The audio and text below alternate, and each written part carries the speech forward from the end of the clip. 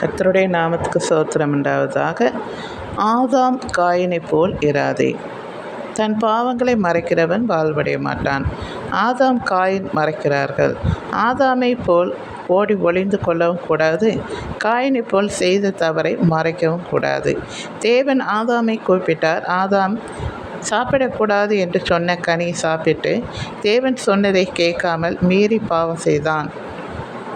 ஆண்டவர் கூப்பிட்ட குரலுக்கு ஓடி வருகிறவன் அன்று வராமல் ஓடி ஒளிந்து கொண்டான்.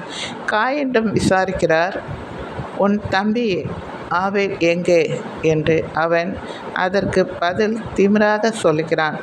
ஆபேலை கொண்டு விட்டு அதற்காக கொஞ்சமும் கவலைப்படாமல் படபடக்காமல் ஆண்டவருக்கு பயப்படாமலும் சொல்லுகிறான், நான் என்ன அவனுக்கு காவலாளியோ?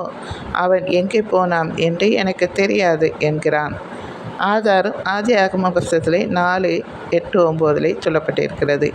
எனக்கு அன்பானவர்களை, இன்று அநேகர் இப்படித்தான் பாவங்களை செய்துவிட்டு ஆதாமை போல் இன்று அநேகர் ஒளிந்து கொள்கிறார்கள். இல்லை, காயினை போல் தான் பாவம் செய்தோம் என்று உணர்வு அடையாமல் தேவனிடமே நியாயம் பேசுகிறார்கள்.